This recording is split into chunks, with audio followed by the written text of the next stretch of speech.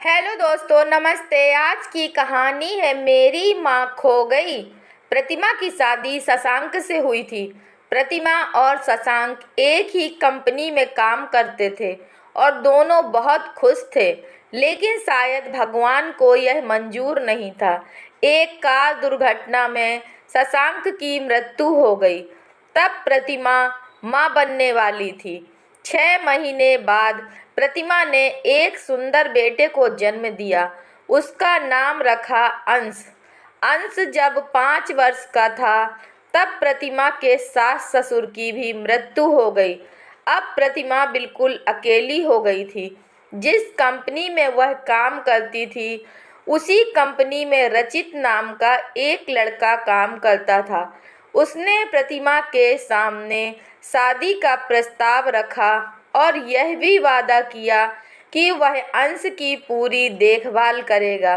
क्या रचित अंश से प्यार करता था? जिस बच्चे के भविष्य को सुरक्षित करने के लिए उसने दूसरी शादी की, वह बच्चा क्या उस परिवार से जुड़ पाया? प्रतिमा दूसरी शादी करके ससुराल आ गई थी। वह खुश थी कि उसे और उसके बच्चे को सारे रिश्ते मिल गए। उसके सामने सभी उसके बच्चे से बहुत प्यार से बोलते थे, लेकिन उसके पीठ पीछे उसके साथ कैसा व्यवहार होता था यह प्रतिमा को पता नहीं था। एडजस्ट करना सीखो अंश।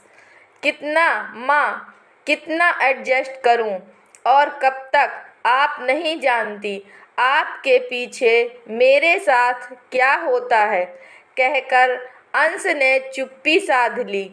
तुम्हें समझना होगा अंश। कब तक सब मुझे ही समझना होगा माँ। क्या मुझे कोई कभी नहीं समझेगा? नया माहौल है, तुम बाहर से आए हो, अपनी जगह बनानी पड़ती है। तुम अपने व्यवहार से ही सबका दिल जीत पाओगे। हाँ हाँ, किसका दिल जीतना है? जिसने आपका दिल जीत लिया है। माँ ने गुस्से से एक थप्पड़ अंश को मार दिया। इतनी बदतमीजी! ऐसे तो तुम कभी नहीं थे। आप भी तो ऐसी नहीं थी, कहकर अंश ने अपने आंसू पोंछ लिए और अपना दर्द अपने अंदर समेट चुपचाप जाकर सो गया। प्रतिमा के दिल में कसक सी हो गई। वह अंश के कमरे में गई और बहुत देर तक उसके पास बैठी सिर पर हाथ फेरती रही। क्या हो गया है आजकल तुझे? क्यों ऐसी बातें करने लगा है? माफ कर दे, मैंने गुस्से में आकर तुझे थप्पड़ मार दिया। तू भी तो कभी ऐसा नहीं था, हमेशा अपनी माँ के साथ खड़ा रहा है। तो अब क्या हुआ? उसे प्यार करती, ना जाने कब वह नींद के आगोश में चली गई। सुबह उसकी आंख जरा देर से खुली। उसने तुरंत ही उठकर जल्दी से अंश के लिए लंच पैक करके उसे स्कूल के लिए तैयार किया। अंश, चलो बेटा स्कूल। जैसे ही पिता ने आवाज़ लगाई वह बिना किसी भाव के उनके पीछे चल दिया। वह अपने नए पिता से कभी कोई बातचीत नहीं करता था। स्कूल जाने और वापस घर आने में उसका एक अलग ही व्यवहार नजर आता। माँ ने कई बार कोशिश की पिता और बेटे में नज़दीकियाँ बढ़ें, लेकिन दोनों की तरफ से कोई कोशिश नहीं थी किससे शिकवा करे। अंत में अंश के व्यवहार से हर बार वह परेशान हो जाती थी। शाम को वह अंश को पढ़ा रही थी कि अचानक कोई मेहमान आ गए। तभी सासू माँ ने उसे आवाज़ लगाई, बहू, बुआ सास आई हैं, आओ तुम्हें मिलवा दें।